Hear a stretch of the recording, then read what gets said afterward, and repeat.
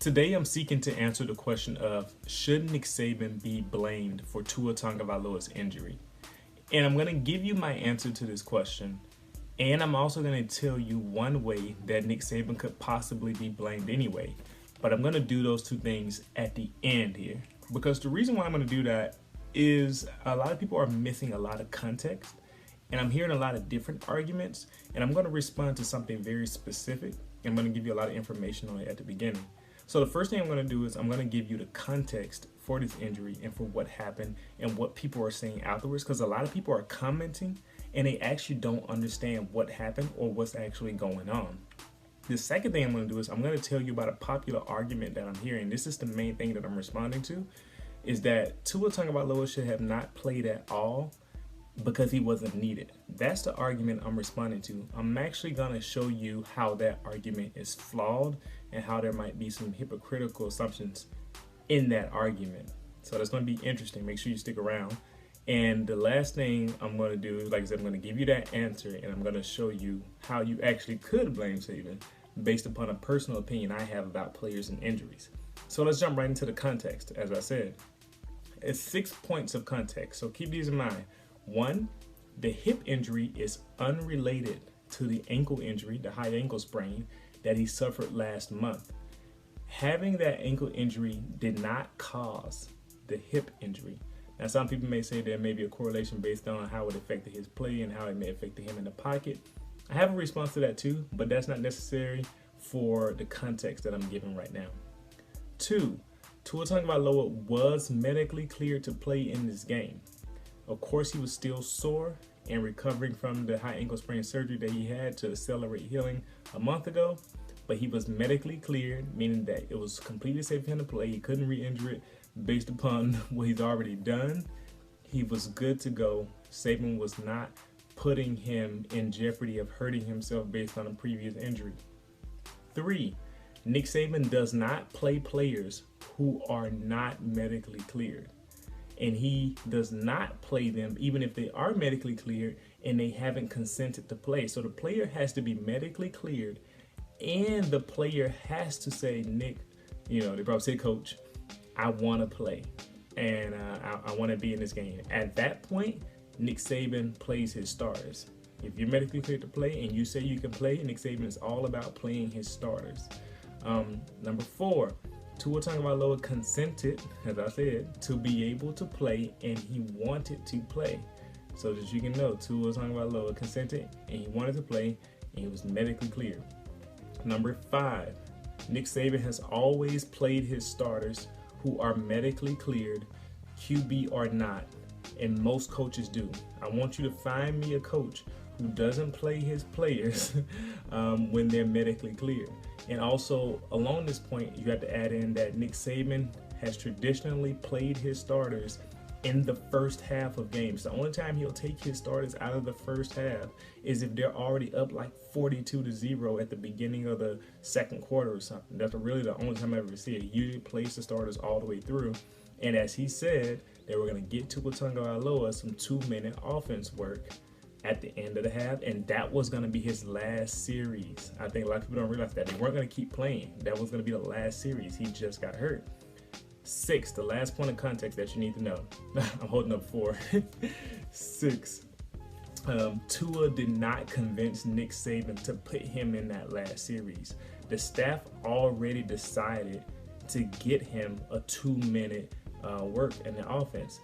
Tua Tagovailoa did not walk up to Nick Saban and say, hey, put me in for the 2-minute offense. They told Mac Jones to warm up. Nick Saban said this himself. Go look at the post-game interview. They told Mac Jones to warm up, and they had Tua go in for the last 2-minute offense. Nick Saban said that himself. Just want you all to know that. So with that context in mind, here's the argument that I've been hearing on the internet, which is Tua should not have valued the game at all because he wasn't needed to win. So there's a lot that's wrong with this take.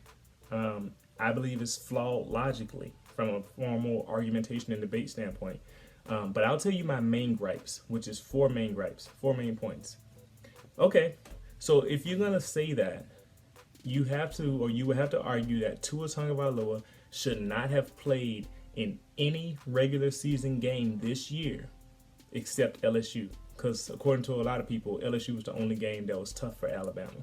Meaning that in order to keep Tua Tagovailoa completely healthy all year long and look out for his draft stock, and, especially in light of his past injury history, he should not have played any game this year except against LSU up to this point. As a matter of fact, I would argue that to be consistent with your point, you would have to argue that. You would have to say Tua should not have played in any game except the LSU game. Because here's your argument. You're basically saying Tua isn't required, using quotes here, to win games on Bama's schedule. So basically what you're saying is that Tua Tagovailoa, just by playing, is jeopardizing his great NFL chances in career history. But a lot of you wouldn't agree with that. But in order to be logically consistent, I believe you would have to. So you might say, well, okay, but we're actually talking about the fact that after he got injured, I'm addressing that too. Even if you reduce it to when he is injured, you are still inconsistent, because being 100% is not the standard for playing in a college football game or any level of football. I want you to name one team with everyone on the field that is 100% healthy. No soreness, no sprained thumb, no sprained wrist, no knee injury that's been nagging them the whole year, no prior year concussions, 100% healthy for every member of every starter on that team. Actually, I'll reduce it to the starters. Every starter and all the starters on that field, 100% healthy. And I want you to apply this criteria for everybody. If you did, there would be a lot of players in college football right now who are starters who have great NFL draft stock who would not be playing every week because they need to get 100% healthy according to your standard, which you would admit that is unreasonable if you're consistent. Okay, the second gripe I have, that was a long first gripe. Another flaw is assuming a victory. I hate this more than anything. You can never assume a victory. Nick Saban treats every opponent the same, no matter who they are. A lot of you are like, Mississippi State is nobody. I want you to say that to how Mississippi State, regardless of record, has played Alabama tough every year, almost every year, basically, in the Nick Saban area. Sometimes you blow them out, but they usually play very tough and hard, and they hit you. You can't just assume a victory against these teams. I'm going to give you some examples. Alabama lost to Louisiana Monroe in 2007. Michigan lost to App State in 2007. Missouri lost to Wyoming this year. Arkansas lost to San Jose State this year. Wazoo, Washington State, Mike Leach, number 19 ranked Washington State at the time, lost to UCLA and Chip Kelly this year. Missouri this year lost to Vanderbilt. Oklahoma this year lost to Kansas State. Tennessee this year lost to Georgia State. Wisconsin this year lost to Illinois. In all those games, the big name team, or the ones who were ranked, were the favorites, and a lot of people thought they were just going to walk through it. So I don't understand where this ideal of assuming a victory can come from. So that's the second flaw. The third one is this. So let's say you say, well, he should have been taken out already. Okay, maybe you could argue that. But here's the flaw, or here's the issue. This was going to be his last series anyway. So Saban typically plays the starters in the first half through, like I already stated. And this was a freak accident. And so if this didn't happen, you wouldn't have been saying anything. So there isn't a strong case for that he should have already been pulled out, in the sense that we already know how Saban plays his players. He's medically cleared to play. And it was a freak accident. So, like, I don't know how it can be so cut and dry that maybe he shouldn't have been playing already. I don't really think it is. So the last point I'm going to make in terms of my response to this argument is that you're being a hypocrite if you say this. And here's why I say that. There wasn't much criticism before the injury. Like, if you're looking on social media and stuff, people weren't saying, oh, Tua shouldn't be playing, Tua should be playing. There were some people. Some people were saying, keep him out. That's kind of unreasonable, and I don't think those people really understand the competitiveness of players and, like, the competitive spirit overall. Like, players are not going to sit out games that they want to play.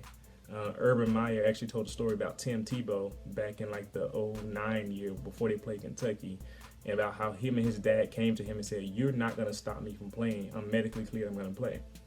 And you don't understand like those type of things that are going on. But that's not even my main point. There wasn't much criticism before the injury because people didn't care until Tua got hurt. They were fine with him playing until he got hurt. And then you must argue this strongly. If you're gonna take this stance, you must argue this strongly for every quote unquote important injured player who gets hurt. If you didn't do that for every player who's ever been important to their team, then you're being a hypocrite. So what about Raekwon Davis in this same game, who also had a bit of an injury history before this game, who was not dinged up this year? He got hurt in this game, is out, but you're not talking about him. How about Henry Ruggs, who's been dinged up on and off for the past year or two, even this year before this game? He got hurt in this game, he's out now too. What about DJ Dale, who got hurt earlier this season, has been slowly recovering? He played in this game, he got hurt, he's injured, but you didn't say anything about him either. All of these other players on Alabama's team in this same game got hurt, but nobody's talking about them in the same way. It's hypocritical. I mean, you're going to be consistent. You have to admit that it's hypocritical if you're not going that strong for every other player on the team. So with all that in mind, I'm going to tell you my opinion, which you might probably get now from how passionately I was talking about it. No, Nick Saban should not be blamed for Tua Tagovailoa being hurt in this game. He really couldn't control it. He wasn't putting him out there knowing that he was going to get hurt. Nick Saban can't control a freak accident. Nick Saban plays his players the same every time. If he told Tua that he couldn't play because of his special status on the team, he will be inconsistent to his principles and his standard, and he will actually be advocating to his players of telling his players that if you're a certain status, you can get priority treatment, which a lot of you don't agree with. So it's like, I don't understand how you can blame Nick Saban for this. I actually have a lot more to say about that, why I don't believe Nick Saban's to blame, but I'll leave it at that. But I will say you can blame Nick Saban in this way. You can blame Nick Saban for contributing to this idea that you should play players who've been hurt at all. I would actually argue, this is my personal opinion, any player who's hurt or injured should not step back on the field until they're 100% healthy. I actually argue that if you're hurt as a player, you need to look out for your own body, your own investment, and just stay off the field until you're 100% healthy. Not everybody's going to agree with that. The players themselves don't agree with that. The players are going to keep playing. They want to try to ensure that they get seen. They want to ensure that they make some money. But obviously you got to look out for your personal health. But the players don't agree with that. The coaches don't agree with that. And if you want to blame Nick Saban for anything, you can blame Nick Saban for going along with that and allowing players to play even when they've been hurt a little bit. Even if it can't hurt them anymore on their baseline sense, that's what I will blame any coach for all across America, NFL, high school, or college. But that's the only way you can blame Nick Saban in this situation, in my opinion. You can't blame him for this specific circumstance. So that's my answer to the question of, can we blame or should we blame Nick Saban for Tua Tagovailoa's injury? Now, obviously, I'm giving you room to disagree with me. There's a lot of discussion points here. You can literally talk a long time on all of this. I would love to hear what you think. You can argue with me a little bit, but please do it respectfully. I don't want to get on here and just hear, oh, you're crazy, blah, blah. Give me some real, factual, logical reasons for why you would disagree with my opinions here. And actually, what do you think about my last point of how you actually can blame Nick Saban? I would love to hear thoughts on that, actually. So, thank you for watching. Hopefully you made it this long. I would love to hear your comments on this video. See you next time.